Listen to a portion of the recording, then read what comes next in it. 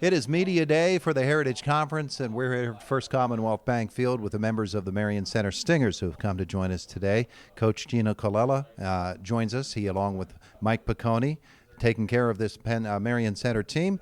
Noah McCoy, shortstop, pitcher, outfielder, and right next to me, Trey Slovinsky, a second baseman, a pitcher, and also plays a little center field for the Stingers as well. It gets that way, Coach, doesn't it? You get this this level of baseball. Everybody has to play every position because you never know where you're going to be put on a given day. Yeah, I mean, that's probably been the strength of the rosters I've seen in Marion Center in the last 3 years that I've been here. Is that the versatility factor. It's not only something that these kids are intangibly good at. So some of them suit up as catcher, some of them suit up as pitcher, some of them are infielder, some of them are outfielder, and some are all of them. But it's also needed. I mean, you think about Western Pennsylvania ball.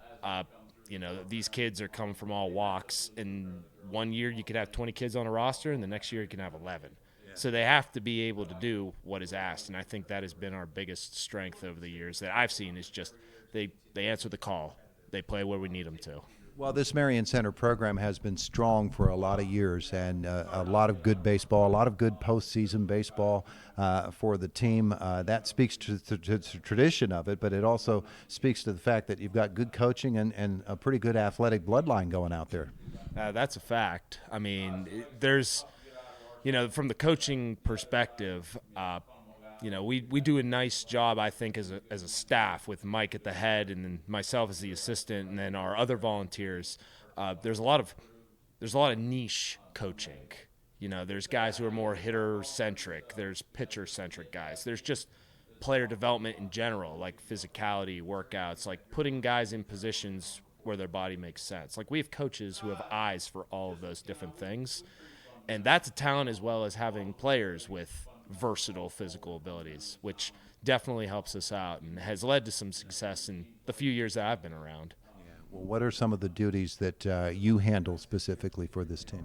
So I'm the pitching coach myself. So, throughout the winter we've been doing winter workouts. We do 10 weeks of, pitchers and catchers workouts, and that has been my, kind of big obligation to the team. My biggest contribution is working with our staff to make sure that, going back to versatility, everyone's a pitcher or a catcher at some point, whether they know it or not.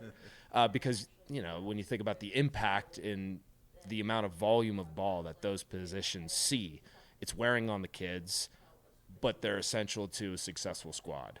So my job is to make sure that, when I look at a given roster, I know which kids are suited as pitchers, as catchers, as starters, as closers, and match their stuff, match their stamina into those roles for the long term and what we need to do to win. Well, one of the aspects of this that you always need to acknowledge as well is that, these guys are playing other sports. In the fall, they've got football, basketball, wrestling in the winter. They're just coming off of those seasons right now. So getting the time with them in the winter to get a little ball in is difficult, and getting a good, solid work in. But then you've got to get them into a baseball frame of mind once the practices actually officially begin. Yeah, no doubt. I mean, to have that time with them in the off season is essential. In past years of coaching, I've coached at other schools before Marion Center. It's been the same thing. How much time can we get with these players before the season begins, before we get on the field as possible? Because that leads to, the baseball repetition, both from the mental side of it as well as the physical. But there's no doubt that having guys who play multiple sports, that just, in my opinion, that improves your roster's depth because that's teaching different muscle groups. That's teaching different mental ways of looking at the game, whether it be fast-paced, in-the-moment type thought or, that methodical kind of decision-making that I would say baseball, especially with pitchers and catchers, relies on. So doing all those other sports, it's only strengthening your mind and body in different ways come baseball season, and then adding in that off-season work where you're starting to transition a little softer from those other, physical and mental states to a baseball version. It's essential. It's big. Well, let's meet some of these guys, a couple of them with us here today.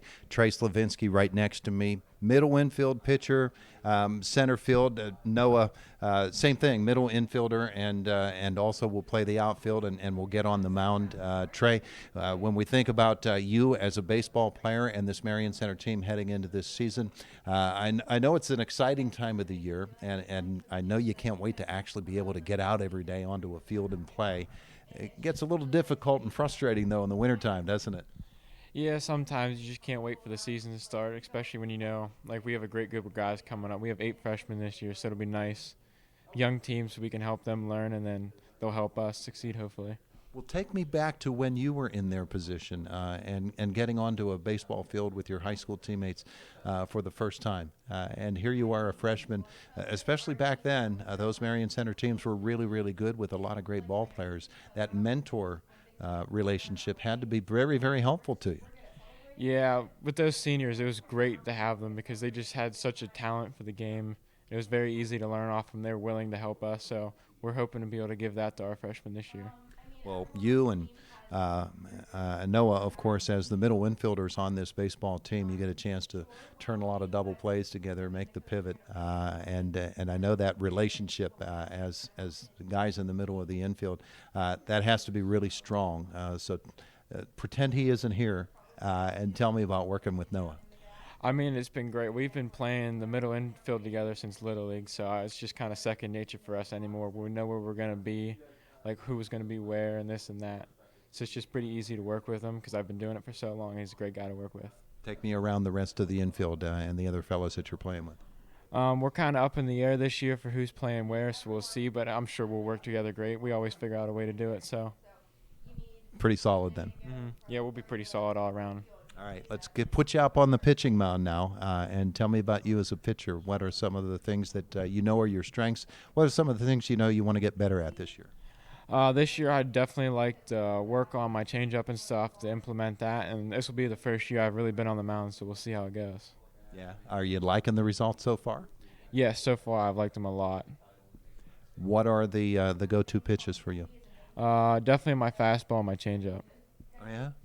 Yeah, so about the heat, working it inside, working it outside, up and down, and I know this guy over here on my right that's helping you to do that. That's probably one of the things that he's stressing, is moving the ball around, changing speeds, all of that. Oh, yeah, he's big on getting us to move the ball around and changing the speeds, and it's just great working with him because he's had such an experience pitching. Put away the glove and get out the bat. Tell me about Trey Slovinsky as a hitter. I'm just kind of the guy that try to get on base so we can get runners on, and then hopefully the guys behind me can move me around. So you're going to be up near the top of the order? I should be, yeah, just like last year. As a hitting team overall, what kind of an offense you were expecting out of Marion Center this year? We should have a pretty well-rounded offense this year, put up a lot of runs hopefully, and then our defense will help out keeping the other teams behind us. So. Yeah, well, with the number of young guys that you're going to be working into the lineup, it'll be really interesting, especially early in the season, to see how it comes together. Yeah, it'll be interesting figuring out where we need to put these young guys, but I'm sure we'll figure it out. We always do. All right, let's get Noah over here, and maybe the two of you could switch seats, and we'll talk a little baseball with Noah McCoy. We'll start with you at the plate, since we were just talking with Trey at the plate, and knowing the kind of athlete you are, having just watched you through football and basketball seasons. You're a really quick type of ball player on those fields. So what about you on the baseball field? Just kind of like Trey. I'll get on time to time, maybe a couple home runs, hopefully. I like to think of myself as a gap-to-gap guy. I like to hit left center, right center, maybe get a couple extra bases, and then if not, try to steal my way to where I need to be. Look at the Heritage Conference and tell me about the pitching in this league. You play other ball and probably some other leagues and summer ball. In the Heritage Conference, is it a high caliber of pitching? Yes, I think a lot of teams do bring high caliber pitchers, whether it's fast, like pitchers who can throw hard, or if there's pitchers who can mix in a good off-speed, good curveball, good changeup. And, I mean, Heritage is kind of both ends of the spectrum. You got the good ones and you got the ones that kind of, I mean, maybe not aren't the greatest, but they have their specialties, and it's definitely special to see all the different pitchers from the different teams and the Heritage. When you're at the up on top of the hill and it's your turn to throw the baseball, what are some of the strengths that you bring as a pitcher? I throw a decent fastball, and then I like to change their eye level with a curveball, and working that around with the high fastball and low curveball. That's what Mr. Colella stresses a lot with me. I did good a couple of times last year, and hopefully I continue to do it this year. Shortstop and center field as well, so you're playing that middle defense, turning that pivot is one thing with Trey when he's at second. You coming over from shortstop and the teamwork that is required from the two of you, that's a really good relationship that has to develop, and I know you guys have been playing ball together for a long time. It has to be pretty comfortable. Oh, definitely. Yeah, like Trey said, like we both know where the other one's going to be at what time. We both have very good baseball IQ. And I mean, you just mix that, and you get what you get. Well, the Stingers looking forward to getting out onto the baseball field. This is a team that was 6-11 last year for your senior year. I'm sure that you're looking forward to a better result and a great baseball season. Yes, definitely. And Trey, you as well. I really didn't have to hold the microphone over because I knew that you were going to say the same thing. Really looking forward to the baseball season. Guys, we're looking forward to watching it. Thanks for being with us.